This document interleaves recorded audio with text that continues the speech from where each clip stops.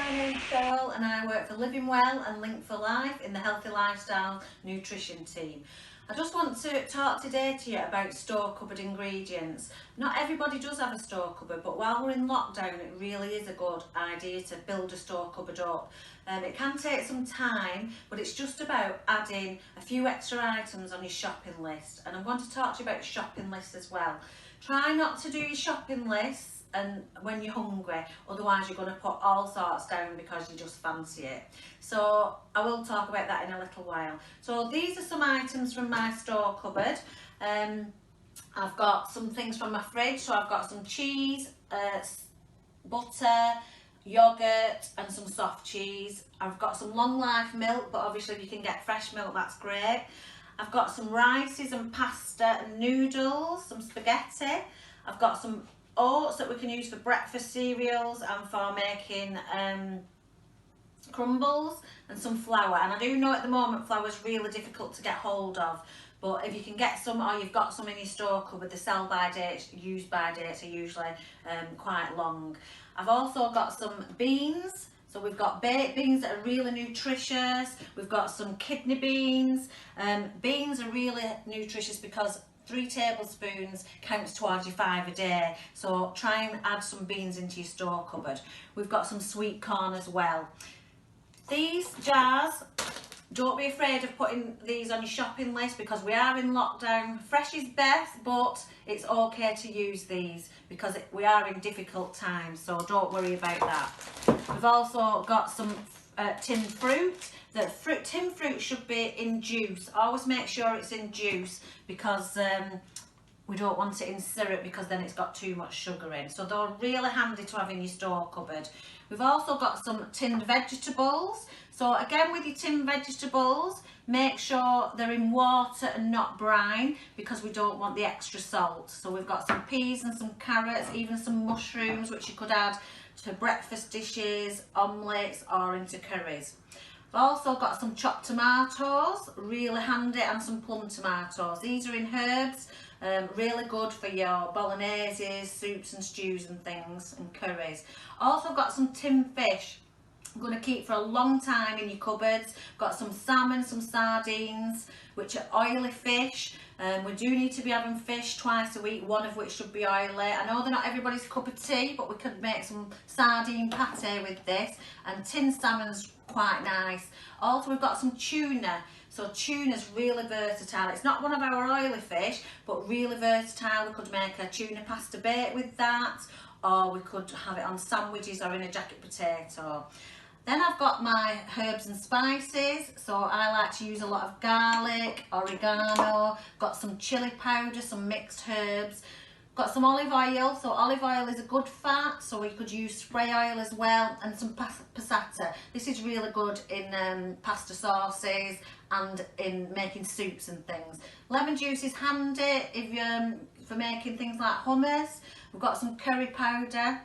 Then from my freezer I've got some frozen peas. Frozen veg is really good to have in.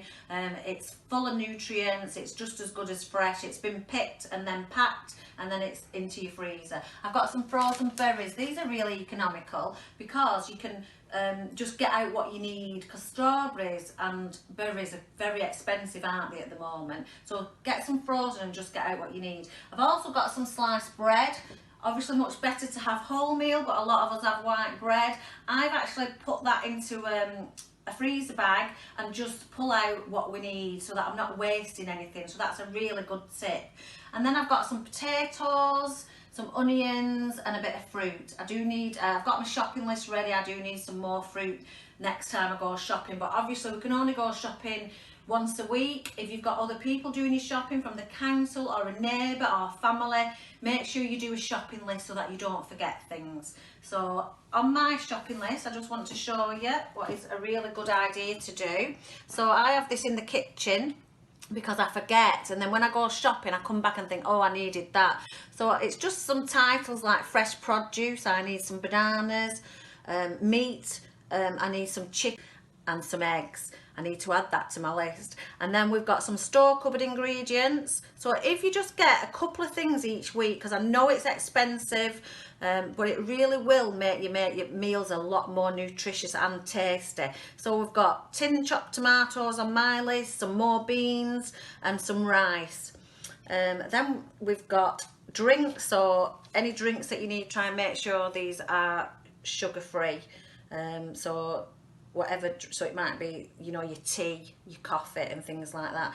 So that's just a useful way of remembering. Again, like I said at the beginning, don't do your shopping list when you're hungry, because you're going to buy things that that you don't really need. So as you go on each day, or if it's easier, have it next to you wherever you are and just jot down, and it'll be easy for whoever's doing your shopping if they've got a list, and then you won't be annoyed with yourself if you've forgotten anything. So when I was looking at my store cupboard ingredients, as you can see, we went through it all, I came up with 25 different things that I could make from all this. It's quite surprising, isn't it? Because it might look a lot to some people, but a lot of people have this in your fridge, freezer and store cupboard. So I'm just going to give you some ideas of my 25 different meals and snacks that I thought of. So think about the porridge. We could make porridge or overnight oats. We could make a chickpea and potato curry. We could make tomato based spaghetti with cheese. An easy risotto using the rice and some peas and onions, and put a bit of flavour in there with the mixed herbs. We could make lots of different baked potatoes. So we've got our fish, tuna in jacket potato, cheese in jacket potato, and beans in jacket potato. Really nutritious for lunch. Then we could make a tomato based soup, some spicy noodles with our noodles. We could make omelettes, scrambled eggs, bean chilli, beans on toast, cheese on toast, cheese and crackers, sandwiches. So we've got our cheese, we've got our tuna, we've got salmon. We could make a homemade tomato sauce with onions, passata and garlic and mixed herbs, and that's really good for making soups and stews and chilies and bologneses. We could make a hummus with our chickpeas, some garlic and lemon juice. We could serve that with some crackers or rice cakes, and that you just blitz up, or if you've not got anything to blitz it up, and just use a fork and combine it all together. That's really tasty and something different. If you're not keen on your oily fish, we could make a sardine pate with the cream cheese, some lemon juice and garlic, and that's really tasty. You could toast your bread and have that on toast, or have it on your crackers. We could make some potato wedges, so you could just use the oil and the potatoes, cook them off in the oven.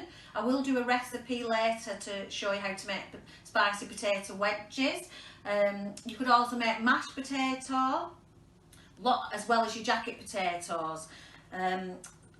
And then we could make some banana muffins, because we've got our banana. We could make a fruit crumble using our berries and our flour and margarine, and just a little bit of sugar. If you've got some sugar in your store cupboard, we don't want to be using too much of it, but obviously some desserts need it. We could make fairy cakes with the children, and we could make a sponge cake, banana muffins or banana bread. So all these things, we could use the oats to make a layered dessert, or so you could put oats, yogurt and berries and layer it up and make that into a nice dessert. You could serve your yogurt with your crumble, your berry crumble. If you had apples instead of the orange, you could make an apple crumble. We've put a recipe online for an apple crumble in a cup that's really nice, that you do in the microwave. It only takes 3 minutes.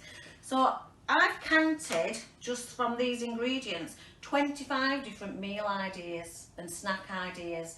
So I really hope that you found this useful, and I do realise that not everybody will have a store cupboard like mine, but if you do start collecting, well, it's really a good time in lockdown to start doing this, and hopefully, I hope it's given you a few ideas to make some nice meals and snacks. Remember, stay safe, and I'll see you next time. Bye.